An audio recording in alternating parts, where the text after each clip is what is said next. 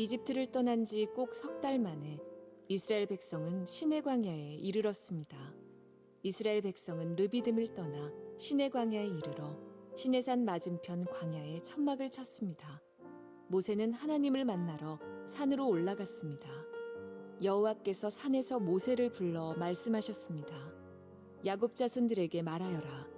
이스라엘 백성에게 전하여라. 너희 모두는 내가 이집트 백성에게 한 일을 다 보았다. 그리고 독수리가 날개로 새끼들을 실어 나르듯 내가 너희를 어떻게 나에게 데리고 왔는가도 보았다. 그러므로 이제 너희가 내 목소리를 듣고 내 언약을 지키면 너희는 모든 백성 중에서 나의 보물이 될 것이다. 온 땅의 백성이 다 내게 속하였지만 너희는 내게 제사장 나라와 거룩한 백성이 될 것이다. 너는 이 말을 이스라엘 백성에게 전하여라.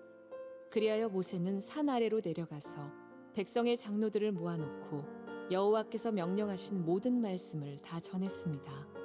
그러자 모든 백성이 한 목소리로 대답했습니다. 우리는 여호와께서 말씀하신 대로 다 하겠습니다.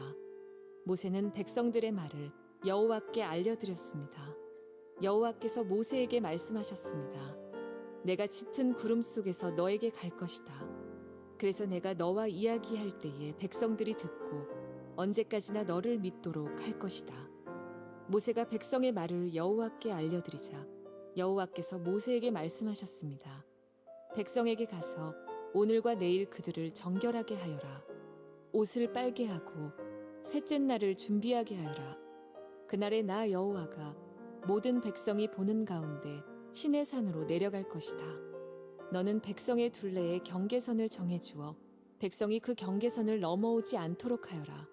백성에게 산으로 올라가지도 말고 산기슭을 밟지도 말라고 일러라. 누구든지 산기슭을 밟는 사람은 죽을 것이다. 아무도 그 사람에게 손을 대지 말고 그런 자는 돌로 죽이거나 화살을 쏴서 죽여라. 사람이든 짐승이든 살려두지 마라. 하지만 나팔 소리가 길게 울려 퍼지면 산에 올라와도 좋다. 그리하여 모세는 산에서 내려와서 백성에게로 갔습니다. 모세는 백성을 정결케 했고 백성은 옷을 빨았습니다. 모세가 백성에게 말했습니다. 셋째 날을 준비하시오. 여자를 가까이 하지 마시오.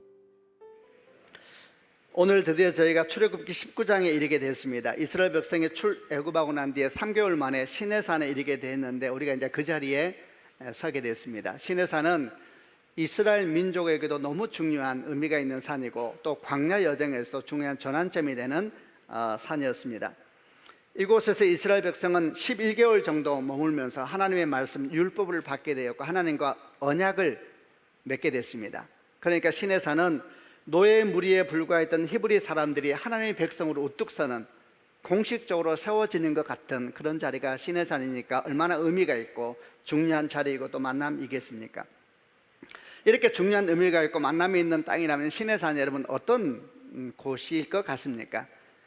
엄청 대단하고 엄청난 그런 산으로 생각되지는 않은지 모르겠습니다. 성지순례 가보게 되면 이제 시내산을 올라가는데 시내산은 보통 한 새벽 2시경에 올라가요. 올라가서 한 서너 시간 올라갑니다. 그리고 이제 꼭대기에서 아침 해를 맞이하면서 찬양을 하거든요. 정말 감동이에요. 눈물도 많이 흘리고 정말 감동이죠. 그리고 이제 다 끝나고 난 다음에 이제 아침 해가 뜨고 난 다음에 내려오니까 이제 보이기 시작해요. 올라갈 때 아무것도 안 보이거든요. 원래 아무것도 안 보여야 잘 올라가요. 정신없이 올라가요. 올라갈 때 좀 힘든 분은 낙타 타고 좀 자신 없는 분은 자신 있는 분은 걸어 올라가고 안 보이니까 올라갈 수 있죠. 근데 내려올 때 보면은 어떤 생각이 드냐면 이야 못 올라갈 산이구나. 바위산이에요. 바위산. 뜨거운 햇빛이 내려쬐는데 쉴 만한 곳도 없고 마실 물도 없는 아주 조심스럽게 내려와야 되는 산이 시내산입니다. 그래서 시내산 자체로만 본다면은 왜 이런 산에 올라가야 되지 이런 마음이 드는데 우리가 거기 올라가서 감동하고 눈물을 흘리는 이유는 하나입니다. 하나, 믿음이죠. 믿음. 하나님의 산이라는 믿음. 그리고 이곳에서 모세가 하나님을 대면하였구나. 그때 느껴지는 감동들. 그리고 우리도 기도하는 것이죠. 나의 하나님, 나도 주 앞에 서길 원합니다. 내 인생에도 임하여 주옵소서. 사실 이런 믿음 없다면 올라갈 이유도 없고 올라가봤자 아무것도 얻을 것이 없습니다. 그리고 험하고 거친 바위산일 뿐이죠. 왜 시내산이었을까요? 왜 하나님은 시내산에 이스라엘 백성을 이끄셨고 그곳에서 언약을 맺으시면서 하나님은 하나님으로 이스라엘 백성은 이스라엘 백성으로 굳게 서게 하셨을까요? 왜냐하면 그 시내산이야말로 이스라엘 백성들의 삶의 현주소를 그대로 보여주는 예표하는 산이다 할 수 있기 때문입니다. 이게 무슨 말인가? 모세를 생각하면 잘 이해가 될 겁니다. 사실 이 산은 모세가 하나님을 만났던 산이었습니다. 기억을 하실 터입니다. 모세가 장인의 양떼를 몰고 광야에 가다가 호렙산 시내산을 보게 되었는데 많이 왔다 갔다 했던 산이었을 겁니다. 근데 갑자기 산에 특이한 현상이 하나 보였습니다. 떨기나무가 보이는데 불이 떨어졌습니다. 근데 타지 않고 있었습니다. 원래 광야에 있는 떨기나무는 메마른 나무고 그래서 지들끼리 부딪혀서 불이 나기도 하고 그런데 그러다 없어지기도 하고 그러는 아주 보잘것없는 나무인데 이 나무가 불이 붙었는데 그게 이상한 건 아니에요. 근데 타지 않는 겁니다. 그래서 너무 신기해서 모세가 가서 보는데 하나님의 음성이 들려오죠. 네 발에 신을 벗어라. 위대한 하나님과의 만남이 시작된 자리가 그 불타는 떨기나무 시내산이었습니다. 우리 이 장면을 묵상할 때마다 항상 질문하는 것이 있습니다. 이 떨기나무는 무엇을 상징하는 것일까? 떨기나무는 정확하게 모세의 삶의 모습을 그대로 보여주는 것이죠. 한때는 애굽의 왕자로서 참 화려한 인생을 살았는데 지금은 살인자가 되어 도망자가 되어 아무도 모르는 것이 와서 외롭게 살고 있는 모세의 삶, 그것이 광야 한가운데 외롭게 심겨져 있는 떨기나무와 참 같은 것입니다. 그가 죽는다 한들 그의 인생이 무너진다 한들 누가 신경이나 쓰겠습니까? 이런 것이 모세의 삶, 떨기나무 같은 삶인데 어느 날 그 나무에 불이 임한 것입니다. 그런데 타지 않았습니다. 이거는 계시죠. 하나님께서 이렇게 말씀하시는 것과 같았습니다. 모세야 모세야, 네 인생이 참 처량하고 외롭구나. 네 인생이 정말 광야의 떨기나무 같구나. 그러나 내가 너와 함께 할 것이다. 하나님의 불이 네게 임할 것이고 너는 이제 기적의 인생을 살게 될 것이다. 이런 것이 불타는 떨기나무 가운데 모세에게 주신 약속 같은 것이고 그리고 모세에게 임한 하나님의 임재의 경험이었죠. 실제로 그의 인생 그렇게 됐습니다. 애굽으로 돌아간 모세는 정말 불타는 떨기나무처럼 기적의 인생이 됐습니다.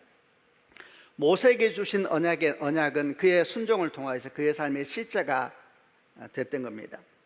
근데 이런 하나님께서 모세와의 만남 그리고 언약 이런 것이 있었던 그 자리에 이제는 범위가 확장돼서 이스라엘 백성들이 함께 모여있는 똑같은 자리입니다. 이스라엘 백성이 함께 모여서 하나님의 임재 앞에 서게 되는 것이 그곳에 다시 하나님의 불이 임하게 되는 이런 일들이 이제 시내산에서 있게 되거든요. 다시 돌아갑니다. 왜 시내산입니까? 그들이 삶의 한가운데 오신 겁니다. 주님께서. 약속은 저 멀리 하늘에서 이루어지는 것이 아니고 우리 삶의 한가운데서 임하는 것이고 이루어지는 것을 믿는 축복이 있기를 바랍니다. 오늘 우리가 묵상하려고 하는 내용이 바로 이 시내산에서 있었던 언약에 대한 내용, 우리는 것을 시내산 언약이라 이렇게 얘기하고 구약에서 대단히 중요한 자리를 차지하고 있는 것인데 이걸 함께 묵상해 보려고 합니다. 구체적으로 시내산 언약에 대해서 말하기 전에 언약에 대한 얘기를 몇 가지 잠깐 짚어보겠습니다. 하나님은 우리에게 약속을 주시는 분이셔서 우리는 언약의 백성이다 이렇게 말하고 기독교를 언약의 종교다 이렇게 말하는데 참 맞다고 생각합니다. 근데 이 하나님의 언약은 어떤 성격을 가지고 있느냐? 하나님의 언약은 절대 종교적이거나 추상적이거나 그리고 내세에만 치우친 그런 언약이 절대 아닙니다. 하나님의 언약은 삶의 한가운데서 이루어지는 실제적이며 구체적이며 그리고 현실적인 약속이기 때문에 그렇습니다. 불타는 떨기나무 가운데 임한 모세의 언약이 그의 삶에서 그렇게 실제가 되었고 또 사실 이스라엘 백성에게 주셨던 시내산 언약도 그들의 삶에 그들이 이루어져야 될 약속이었지만 사실은 그들은 그 축복을 누리지 못하였습니다. 언약의 문제가 아니라 그 언약을 자기 것으로 만들지 못했던 것이죠. 성경이 나오는 모든 언약은 다 이런 특징을 가지고 있습니다. 종교적이고 추상적이고 미래적인 것만이 아니라 현실적이며 실제적이며 내 삶의 한가운데서 임하고 이루어지는 약속인 겁니다. 천국에 대한 약속도 마찬가지입니다. 천국이 뭡니까? 천국은 우리가 육체의 생명이 다 끝나고 난 다음에 가는 것이 천국입니까? 그렇지 않습니다. 주님 말씀하시기를 너희 안에 이미 하나님 나라가 임하였다 이렇게 말씀하셨거든요. 우리가 예수를 믿는 순간 예수와 함께 죽고 예수와 함께 다시 사는 순간 우리는 하나님의 통치 아래에 들어가게 된 겁니다. 아멘이죠. 이미 우리는 하나님의 백성이 된 것이고 천국은 우리 삶에 시작된 걸 우리가 믿는 것입니다. 그러니까 언약은 지금 내 삶에 시작되어서 마침내 완성이 되는 것이죠. 부활도 마찬가지입니다. 부활은 도대체 뭡니까? 부활은 예수께서 재림하실 때 완성되는 것입니다. 그러나 이미 우리는 부활의 인생 가운데 부름받았습니다. 예수와 함께 죽고 예수와 함께 살았습니다. 그래서 우리 신앙의 색깔은 어떻게 해야 되느냐? 오늘 부활을 살아가야 되는 것이죠. 아멘이죠. 그게 여러분 하나님의 약속의 특징입니다. 이런 언약의 특징을 가지고 이제 모세를 통해서 이스라엘 백성에게 주셨던 시내산 언약, 그 내용으로 들어가 보겠습니다. 시내산 언약에 대한 모습들은 출애굽기 19장에서 24장까지 이어집니다. 내용도 나오고 언약식도 그곳에서 있거든요. 근데 우리가 보려고 하는 그 가장 앞부분 19장, 특별히 5절과 6절을 중심으로 해서 오늘은 묵상해 보려고 하는데, 이건 뭐냐 하면 언약에 대한 첫 시작인데, 첫 시작이 뭘까요? 축복입니다. 축복. 이 언약이 얼마나 아름다운 것인지, 이 언약이 얼마나 복된 것인지, 이 언약이 얼마나 영광스러운 것인지를 먼저 말씀하면서 언약에 대한 내용으로 들어가게 됩니다. 하나님의 마음을 생각해 보았습니다. 하나님께서 우리에게 뭔가 큰 선물을 주기 원하고 복을 주기 원하는데, 어떻게 하면 우리 하나님의 사람들이 여기에 대해서 귀를 더 기울일 수 있을까? 이것이 얼마나 놀라운 은총인지를 먼저 알려주고 싶은 마음이 아닌가, 그런 생각이 듭니다. 그래서 오늘은 그 축복, 이것이 얼마나 놀라운지를 얘기해 보려고 하는데, 그 제목을 언약의 백성만이 품게 되는 영광이라는 제목으로 하나님의 언약이 우리에게 주는 축복을 나누어 보겠습니다. 출애굽기 19장 5절부터 6절을 중심으로 나누게 될 터인데, 이건 개역개정으로 한번 읽어보겠습니다. 제가 먼저 5절 읽겠습니다. 세계가 다 내게 속하였나니 너희가 내 말을 잘 듣고 내 언약을 지키면 너희는 모든 민족 중에서 내 소유가 되겠고, 6절 너희가 내게 대하여 제사장 나라가 되며 거룩한 백성이 되리라. 너는 이 말을 이스라엘 자손에게 전할지니라. 이 말씀이 굉장히 사실 중요한 말씀이어서 한 번 더 읽읍시다. 이제 여러분이 5절을 먼저 읽고 제가 이어서 6절 읽겠습니다. 읽겠습니다. 시작.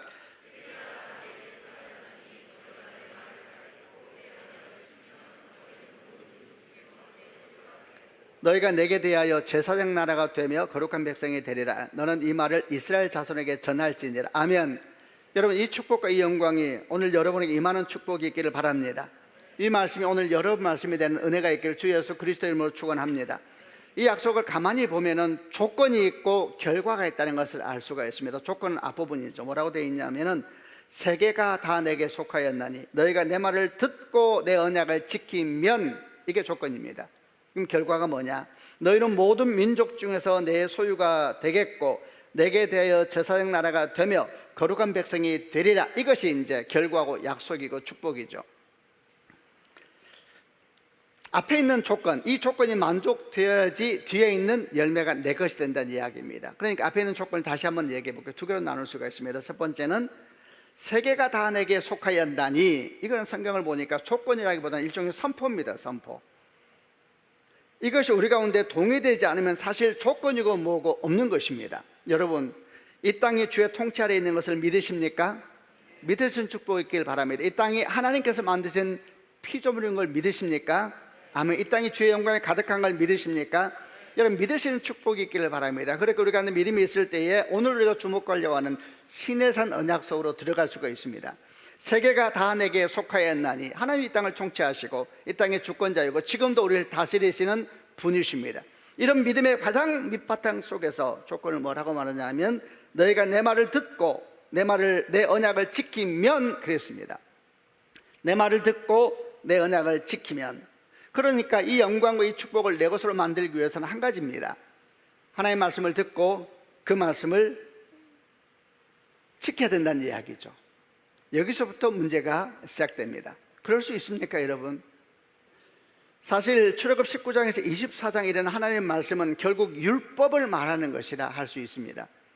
우리가 이걸 다 만족시킬 수 있는가? 이 조건을 만족시켜야 축복이 내 것이 된다 그랬는데 우리가 이것을 만족시킬 수가 있을까? 절대 없습니다. 이스라엘 백성은 처음에 이 약속을 받았을 때 너무너무 기뻐했습니다. 환호하면서 하나님께 이렇게 반응을 했었습니다. 바로 7절과 8절, 그 다음 절을 읽어보겠습니다. 제가 7절 읽겠습니다.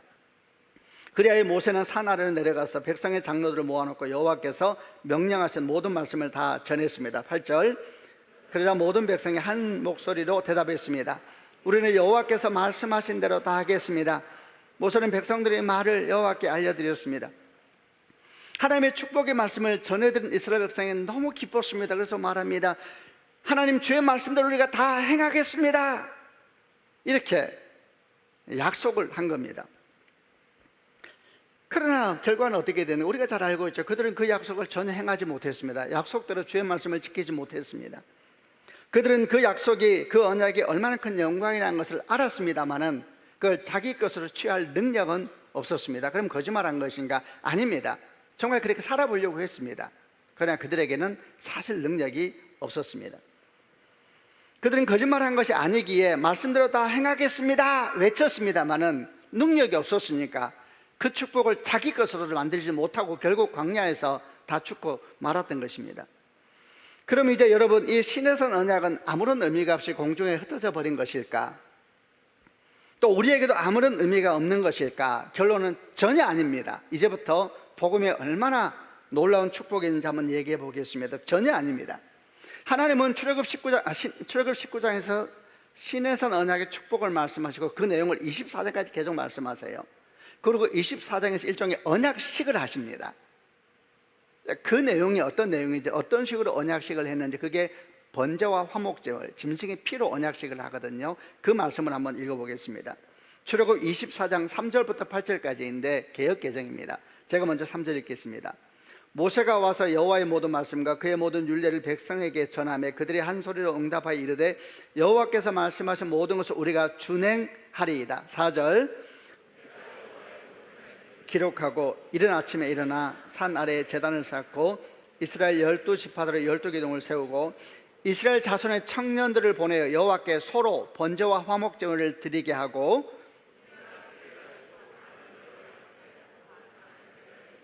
언약서를 가져다가 백성에게 낭독하여 듣게 하니 그들이 이르되 여호와의 모든 말씀을 우리가 준행하리이다.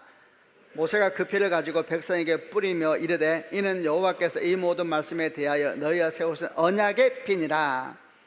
19장에서 처음에 축복을 듣고 이스라엘 백성은 크게 외쳤습니다. 말씀대로 행하겠습니다. 그리고 오늘 본문 24장에서도 이 언약의 말씀을 다 듣고 난 다음에 그들은 또 외쳤습니다. 말씀대로 행하겠습니다. 이렇게 말씀을 외쳤죠. 그때 하나님께서 기특하다 이렇게 말씀하지 않으세요. 참 그래 너희가 귀하다 이렇게 말씀하지 않으시고 모세에게 이 언약을 위해서 예물을 바치라 이렇게 말하면서 번제와 화목제를 드리게 합니다. 번제와 화목제가 뭡니까? 짐승을 잡아서 피를 뿌리는 거거든요.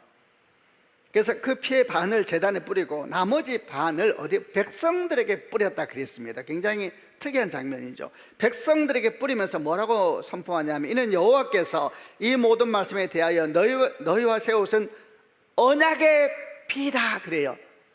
많이 들어본 말씀이죠. 예수께서 성찬하실 때 우리가 매달 한 번 성찬할 때마다 예수의 보혈을 말씀할 때 언약의 피다 이렇게 말씀하셨는데 그 단어가 여기에서 등장을 합니다. 갑자기 왜 주님께서는 하나님께서는 언약식을 하는데 언약의 피에 대한 말씀을 하시는가? 이 말씀을 의미하는 것은 시내산 언약은 어디에서 완성되는가? 십자가에서 완성되는 것입니다. 아멘. 사실 구약의 모든 언약은 다 십자가에서 완성이 됩니다. 노아 언약부터 모세 언약, 시내산 언약까지 이 모든 언약은 십자가에서 예수의 보혈에서 완성되는 것입니다. 그래서 우리는 이렇게 말할 수가 있습니다. 우리는 십자가의 보혈 아래 있습니까? 제가 질문합니다. 아멘 하세요. 여러분 우리는 십자가의 보혈 아래 있습니까? 아멘 하세요. 여러분 우리는 그리스도의 언약 아래 있습니까? 한 번 더 제가 묻겠습니다. 우리는 십자가의 보혈 아래 있습니까? 우리는 그분의 약속 아래 있습니까? 아멘. 그렇다면 우리는 시내산 언약의 축복 아래 있는 것입니다. 이게 여러분 중요한 것입니다. 다시 시내산 언약의 축복을 기억해 보십시오. 세계가 다 내게 속하였나니 너희가 내 말을 잘 듣고 내 언약을 지키면 그랬죠. 우리가 못한다 그랬습니다. 근데 이 약속이, 이 조건이 십자가에서 100% 성취가 된 겁니다. 십자가 예수의 피로 다 이 조건이 성취가 된 겁니다. 그럼 그 뒤에 주신 약속은 어떻게 되겠습니까? 너희는 모든 민족 중에서 내 소유가 되겠고 내게 대하여 제사장 나라가 될 것이며 거룩한 백성이 되리라. 이 약속은 어떻게 되겠습니까? 이것도 우리에게 성취가 된 것입니다. 조건이 이루어졌으니까 결과도 이루어지게 된 겁니다. 이것이 이미 우리에게 이루어진 것입니다. 그래서 이에 대해 사도 베드로는 성령의 충만함을 따라서 교회에게 이렇게 담대하게 선포하고 있는 것입니다. 베드로전서 2장 9절 말씀을 개역개정으로 같이 한번 읽어보겠습니다. 읽겠습니다. 시작. 그러나 너희는 택하신 족속이요 왕같은 제사장들이요 거룩한 나라요 그의 소유가 된 백성이니 이는 너희를 어두운 데서 불러내어 그의 기이한 빛에 들어가게 하신 이의 아름다운 덕을 선포하게 하려 하십니다. 굉장히 유명한 말씀이죠. 너희는 택한 족속이요 왕같은 제사장들이요 거룩한 나라의 그의 소유된 백성. 이것은 출애굽 19장 5절 6절에 있는 시내산 언약의 축복을 그대로 가져온 것입니다. 그런데 여러분, 출애굽 19장 5절 6절에 있는 시내산 언약과 베드로전서 2장 9절에 있는 베드로의 선포의 결정적인 차이가 하나 있습니다. 그 차이가 뭐냐? 시제가 완전히 다릅니다. 시제가 절대 놓쳐서는 안 되는 차이입니다. 베드로는 출애굽기 19장 5절 6절은 전부 미래형을 씁니다. 너희가 내 언약을 지키면 너희는 모든 민족 중에서 내 소유가 되겠고 제사장 나라가 되며 거룩한 백성이 되리라. 다 미래형입니다. 영어는 전부 다 you shall 전부 미래형을 써요. 너희가 그렇게 될 것이다 이렇게 다 미래형을 쓰고 있는데 베드로전서 2장 9절은 완전히 바뀝니다. 전부 다 현재형을 씁니다. 너희는 택하신 족속이요 왕같은 제사장들이요 거룩한 나라에 그의 소유된 백성이다. 영어로 you are 모두 다 현재형을 씁니다. 아주 중요한 변화가 있습니다. 무슨 변화가 생긴 것입니까? 그 사이에 십자가가 놓여진 것입니다. 아멘. 출애굽기 19장 5절부터 6절과 베드로전서 2장 9절 사이 이 간격, 절대 채울 수 없는 이 간격 가운데 예수의 십자가가 놓여진 것입니다. 그렇게 함으로 말미암아 시내산 언약의 조건이 완성되고 말았습니다. 그래서 베드로전서에서 말씀하고 있는 것처럼 이제 우리는 택한 족속이고 왕같은 제사장의 거룩한 나라가 된 것입니다. 아멘. 아멘 소리가 약하시군요. 안 믿어지시죠? 여러분, 우리가 그렇게 됐대요. 이미 우리가 왕같은 택한 족속이요 왕같은 제사장의 거룩한 나라가 됐대요. 이건데 어떻게 할 수가 있습니까? 여러분, 됐다 그러는데 됐구나. 근데 어떻게 할 수가 있어요? 내 것으로 만들어야 할 수가 있죠. 내 것으로 만들어야지. 내 것이 돼야 됩니다. 내 것이. 여러분, 내 것이 되지 않으면 아무리 축복이, 야 너는 축복의 사람이야, 너는 이미 그런 존재야, 너는 존재 자체가 변했어, 너의 신분 자체가 변해서 아무리 말해도 그걸 누릴 수 없으면은 결국 다 공수표가 되는 겁니다. 부모님들이 우리에게 굉장히 맛있는 음식을 준비해 놓았습니다. 아들아 딸아 이 음식을 먹어라. 아빠는 빼고 엄마가 밤새 준비해서 만든 음식이다. 그럴 때 여러분, 그걸 내 것으로 만드는 방법은 어떻게 하면 돼요? 먹으면 되는 겁니다. 먹으면 되는 것입니다. 아멘이죠. 곧 명절이 옵니다. 명절은 즐겁습니다. 왜? 자녀들은 즐겁죠. 부모는 수고하고. 용돈을 주는 날이잖아요. 용돈을 받으면 그걸 어떻게 내 것으로 만들면 되느냐? 그냥 주머니 넣어놓으면 안 돼요. 사고 싶은 거 사고 먹고 싶은 거 먹고 아니면 미래를 위해서 통장에 집어넣어서 볼 때마다 기쁨을 누리는 거잖아요. 여러분, 어떻게 하면 이 언약의 축복이 내 것이 될 수 있을까? 성경은 이미 내게 주어졌대요. 여러분, 이미 주어졌대요. 이 사이에 이것이 주어지고 십자가에서 예수가 죽으신 것인데 예수 피로 말미암아 조건이 다 완성된 것입니다. 이제 이것이 우리 것으로 만들어야 되는 거예요. 우리 것으로.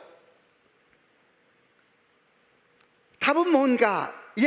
그렇게 믿고 살면 되는 것입니다. 우리가 이미 모든 민족 중에 하나님의 소유가 되었다.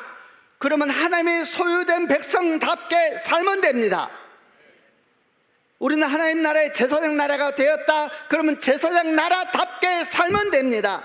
하나님의 거룩한 백성이 되었다. 하나님의 거룩한 백성답게 살면은 그 축복의 열매를 우리가 누리게 될 겁니다.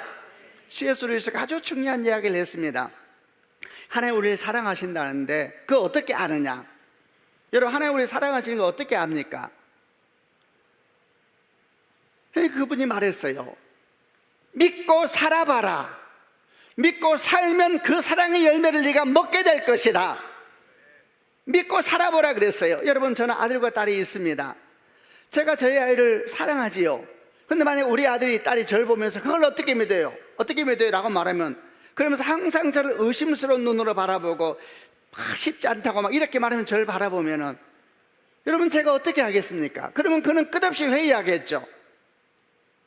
그러나 만약에 우리 딸과 아들이 아빠가 나를 사랑한다고 믿고 대화하고 믿고 인생을 함께 나누면은 내 사랑이 그의 삶의 열매로 맺혀지게 될 겁니다. 루이스 말이 맞는 것입니다, 여러분. 축복이 이미 주어졌다고 성경은 선언합니다, 여러분. 이제 여러분 것으로 만드시는 축복이 있기를 바랍니다. 만들어야 되는 거예요. 어떻게 내 것으로 만들 수 있을까? 이제 하나하나 제가 짚어보겠습니다. 첫 번째, 주님 말씀하시기를 우리는 하나님의 소유된 백성입니다, 이렇게 말합니다. 우리는 하나님의 소유된 백성이다. 이게 무슨 뜻인가? 교회를 오래 다니시고 또 교회를 처음 오면 또 마찬가지인데, 하나님의 소유된 백성이다 그러면 오래 다니면 너무 익숙한 단어고 처음 온 분은 그게 무슨 뜻일까 이렇게 생각하죠. 근데 이 소유라는 단어가 무슨 뜻이냐면, 이게 원래 세굴라라는 히브리어인데 이 단어의 원래 뜻이 감춰두다라는 뜻을 가지고 있습니다. 이게 무슨 말이냐면, 이걸 보통 이제 보배 또는 기중부원으로 번역을 하는데 정확한 의미는 뭐냐면, 너무 귀해서 누가 만지면 다를까봐, 누가 보면 다를까봐 너무 귀해서 숨겨놓은 보배라는 뜻을 가지고 있습니다. 여러분, 여러분에게 보배가 있습니까? 보면 다를까 싶어서, 만지면 다를까 싶어서, 그것 때문에 때로 아파하기도 하고, 그것 때문에 때로 눈물 흘리기도 하고 기뻐하기도 하는 여러분, 그런 보배가 있습니까? 그겁니다, 여러분.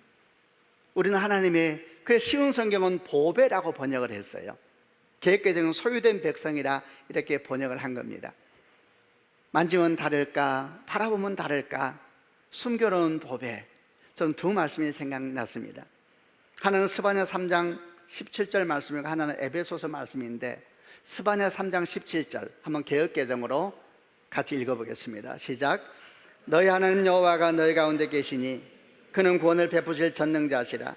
그가 너로 말미암아 기쁨을 이기지 못하시며 너를 잠잠히 사랑하시며 너로 말미암아 즐거이 부리며 기뻐하시리라 하리라.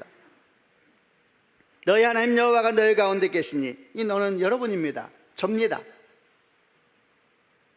나의 하나님이 내 가운데 계시니 그는 구원을 베푸실 전능자시라. 그리고 이런 표현을 합니다. 그가 나로 인하여 기쁨을 이기지 못하시며. 여러분, 기쁨을 이기지 못한다는 게 뭔지 아세요? 기쁨이 새어나오는 것을 감출 수가 없다는 거예요. 사랑해 보셨습니까? 아니, 사랑하고 계세요? 사랑은 감출 수가 없다 그러잖아요. 새 나오지 않아요? 이렇게 제가 예배 드리고 나면은 이제 뒤에서 제가 인사를 합니다. 우리 아이들도 예배를 드리거든요. 제가 우리 아이 보면은 여러분과 똑같은 마음일까요? 똑같은 마음이려고 하겠죠. 그러나 세포가 다르게 반응해요. 목사가 저러면 안 된다. 아빠니까요. 감출 수 없습니다. 새 나오는 그겁니다. 그가 너로 말하면 기쁨을 이기지 못하였습니다. 하나하나까지 하나님 우리를 볼 때에 그러실 때 안 믿어지죠? 저도 안 믿어져요. 야단이네. 근데 하나님은 그러시대요. 두 번째, 너를 잠잠히 사랑하시며. 잠잠히 사랑하시며 뜻이 뭔지 아세요? 우리 보고 벙어리가 되신다는 뜻입니다. 할 말이 없어서가 아니고 보고만 있어도 한없이 좋은. 안 믿어지시죠? 우리에게 주께서 믿음을 주시길 바라면, 하나님의 마음입니다. 하나님 마음. 그게 우리의 소유된 백성이라는 뜻입니다. 너로 말미암아 즐거이 부르며 기뻐하시리라. 여러분, 이것이 하나님께서 우리에게 준 약속, 그게 이미 이루어졌다는 거예요. 하나님 우리를 사랑하신다. 도대체 얼마나 사랑하시는 것일까? 죽기까지 사랑하신다. 그게 도대체 무슨 뜻일까? 십자가죠. 그게 십자가. 이미 그게 우리에게 이루어진 것입니다. 에베소 1장 13절에 이런 말씀이 있습니다. 우리가 구원의 복음을 듣고 믿어 약속의 성령으로 인치심을 받아다. 도장이 찍혔대요. 도장 찍는다는 무슨 의미입니까? 옛날에는 물건을 보낼 때에 도장을 딱 찍으면은, 왕의 도장이 찍으면 어떻게 되는지 아세요? 왕의 도장이 찍히는 순간 그 내용물의 가치는 더 이상 중요하지 않습니다. 왕의 도장이 찍히는 순간, 그 내용물을 여는 순간 별거 없어도 별거 없지 않습니다. 왕의 소유입니다. 왕의 소유. 소유를 의미하는 것이고 동시에 보증을 의미하는 것입니다. 이 물품은 왕의 이름으로 보증한다는 거예요. 여러분, 하나님께서 우리 인생을 보증하신다는 것을 믿으시길 바랍니다. 그리고 또 도장을 뭘로 하는 거? 보호를 말하자. 보호. 계시록에 가득 차 있습니다. 14만 4천 하나님의 인침을 받은 사람들, 위기마다 어려움마다 종말론적인 말씀 가운데 끝없이 나오는 그 14만 4천의 인침을 받은 사람 얘기가 나옵니다. 그들을 내가 보호하리라, 그들을 보호하라, 계속 보호하세요. 계시록의 중요한 주제 중에 하나입니다. 하나님께서 우리를 보호하시고 우리를 보증하십니다. 우리를 보면서 기뻐하시고 그 기쁨을 감추질 못하십니다. 말이 없어지고 그저 바라만 보도 좋은 것입니다. 이것이 하나님, 우리를 향한 하나님의 마음입니다. 이게 성경에서 그대로 기록되어 있는 것입니다. 이 축복이 우리에게 이미 주어졌다고 성경은 말씀합니다. 아멘. 어떻게 하면 우리 것이 됩니까? 예, 그걸 믿고 사시길 바랍니다. 믿고 사시길 바랍니다. 우리는 왕의 자녀입니다. 가진 것 없고 가난하고 병들고 상할지라도 우리 근본은 변하지 않습니다. 여러분, 우리는 왕의 자녀입니다. 이 정체성을 잊지 말고 빼앗기지 말고 품위 있게 온유하게 선한 능력으로 오늘을 살아가는 성도가 되기를 주님의 이름으로 축원합니다. 여러분, 아무리 자기가 신분이 왕의 자녀라도 자기 스스로를 향해 자꾸 나를 꺼렁뱅이라 생각하면 그는 꺼렁뱅이 되는 것입니다. 우리는 왕의 자녀입니다. 이것이 이미 예수의 피로 우리에게 주어진 신분입니다. 여러분, 이것이 신의 산 언약의 축복으로 십자가에서 완성된 것입니다. 두 번째는 무슨 축복이었습니까? 나는 하나님의 왕같은 제사장, 왕같은 제사장, 왕같은 제사장. 여러분, 제사장이 뭐 하는 사람입니까? 제사장은 사람과 하나님 사이에 있어서 거룩한 통로가 되는 사람이 제사장입니다. 제사장의 완성은 누구십니까? 예수 그리스도이시지요. 그런데 우리를 그 제사장의 직분에 함께 부르셨습니다. 그래서 우리를 작은 예수, 예수님의 동력자, 예수님의 향기라고 말하는 것입니다. 여러분, 축복합니다. 우리가 예수의 향기입니다. 원하든 않든 간에 우리에게서 향기가 나오는데 그게 예수의 향기입니다. 예수의 향기. 여러분, 백화점이나 면세점 가면 향수 사시죠? 향수 살 때 어떻게 사세요? 손에 뿌려보고, 종이에 뿌려보고. 향이 좋으면 기분 좋죠. 근데 마땅히 향이 아주 그냥 마음을 불쾌하게 해. 그러면 사겠습니까? 안 사겠습니까? 안 사죠. 예수 안 믿는 사람이 말합니다. 예수정이 있어서 교회 가기 싫다고. 복음입니다, 복음. 맞는 말입니다. 마음 상할 것이 하나도 없습니다. 우리는 예수의 향기입니다. 나는 어떤 향을 풍기고 있는가? 여러 생각을 해봤습니다. 여러분, 좋은 향수 바르면은 주변 사람이 알아주길 원합니까? 아무리 발라도 몰라주길 원합니까? 저 아침에 향수 조금 뿌리고 왔어요. 저는 항상 그래요. 아는 듯 모르는 듯 이런 향수를 원해요. 아무도 몰라요. 근데 여러분, 좋은 향수 사면 알아주길 원해요? 알아주지 않길 원해요? 근데 왜 우리는 예수 믿는 걸 자꾸 숨기려고 할까요? 진짜 이상한 일이죠. 왜 우리는 예수 믿는 걸 이렇게 숨기려고, 그리고 이상한 향기를 풍기는 사람은 왜 그렇게 예수 믿는 걸 자꾸 얘기하고 다닐까요? 저는 주님이 모욕을 당하고 수치를 당한 이유 중에 하나는 그래도 조금 냄새 덜 나는 향기, 그래도 좀 그래도 그런 향기가 다 숨기고 감추고 다니니까 저 주께서 모욕을 받으시는 건 아닐까? 여러분, 모든 사람은 자기 향기가 있습니다. 여러분, 없는 사람은 아무도 없습니다. 다 자기 향기 있습니다. 예수의 향기가 우리 가운데 가득한 인생이 되길 주님의 이름으로 축원합니다. 성경은 말합니다. 우리가 예수의 향기래요. 어떻게 살아야 되겠습니까? 또 왕같은 제사장이에요. 왕같은 제사장. 근데 왕같은 제사장인데 어떤 사람은 제사장 역할을 노예같이 하는 사람도 있어요. 억지로 해요, 억지로. 하나님과 사람 사이의 통로는 축복인데 그 축복을 억지로 하는 분들이 있죠. 왜 하느냐? 이거 하면 복 준다니까 그냥. 저는 목사입니다. 목회자들 중에서 이렇게 말하는 분들이 계세요. 목회가 십자가래요. 정말 힘든 분도 있습니다. 그러나 근본적으로 복이에요, 복. 목회도 이 왕같은 제사장 직분의 하나거든요. 복입니다, 복. 노예같이 제사장 역할을 하니까 자꾸 거기서 그거 하면 복 준다 그러고 그거 하면 하나님께서, 그래서 그거 하고 다니는 사람들은 그건 왕같은 제사장 아니네, 최소한. 노예 같은 제사장, 고용인 같은 제사장, 사꾼 같은 제사장. 여러분, 그런 제사장이 되지 않기를 주님의 이름으로 축원합니다. 우리는 왕같은 제사장입니다. 그래서 우리가 하나님과 사람 사이의 통로가 될 때에 기뻐하고 감사하고 영광을 주께 돌리는 축복이 있기를 바랍니다. 내가 하나님께 드린 게 얼마나 많은지 계산하지 마세요. 절대 계산하지. 그렇게 어리석은 사람이 없습니다. 왜 계산합니까? 어떻게 하면 이 놀라운 축복을 누릴 수 있을까? 왕 같은 제사장으로 살면 됩니다. 사꾼 같은 제사장 되지 마시고, 사꾼이 딴 게 아니에요. 받는 만큼 하겠다는 것이고, 복 받겠다고 그러지 마시고, 이미 축복입니다. 그게 그 은혜를 여러분 것으로 만드시는 성도가 되기를 주님의 이름으로 축원합니다. 세 번째, 이 신에서 나타난 예수의 십자가표에서 어떻게 완성됐습니까? 우리는 하나님의 거룩한 백성이다 그랬습니다. 여러분, 거룩한 백성이 뭡니까? 교회입니다. 교회. 교회가 헬라어로 에클레시아, 이게 부름받아 구별된 사람들이라는 뜻이거든요. 어디서 불러내진 사람들, 세상에서 불러내어진 사람들, 거룩이 구별되다는 뜻이거든요. 거룩한 백성은 교회입니다. 교회. 예수의 십자가 아래 있는 사람은 다 교회입니다. 교회. 우리가 교회입니다. 여러분, 어떻게 하면 이 축복을 우리가 누릴 수 있겠습니까? 아름다운 교회를 이루십시다. 아름다운 교회가 되십시다. 아멘. 아름다운 교회가 되십시다. 우리 여러분, 아름다운 교회를 이루어 가십시다. 우리가 함께 지금 그런 교회를 이루면서 우리는 지금 서울드림교회라는 로컬 교회에 속해 있습니다. 서로 사랑하고 서로 섬기고, 어려운 형제를 돌아볼 줄 알고, 수고한 형제에게 잘했다 박수 칠 줄 알고, 그리고 그렇게 내가 누군가를 섬길 수 있고 도울 수 있으면 감사하고, 축복입니다. 여러분, 축복. 여러분, 헌금할 수 있는 거 축복 아닌가요? 제가 대전에 있을 때에 교회 인터넷 했을 때 그게 아주 중요한 기억으로 남았습니다. 갑자기 헌금 얘기를 하게 됐는데, 그냥 들어봐요. 저는 어렵게 자라서 헌금 얘기를 잘 못하는 목사였어요. 교회 이사에서 인테리어를 해야 되는 돈이 10억 가까이 나오는데 말이 안 떨어지는 거예요. 왜? 제가 교회 생활을 하다 보니까 너무 힘든 사람이 많아요. 상처받으면 어떨까? 상처받으면 어떨까 하나, 정말 걱정이 많아서 입에서 말이 안 떨어지는 거예요. 근데 내 친구 목사가 정말 나한테 그랬어요. 너는 왜 성도의 축복을 가로막고 있냐고.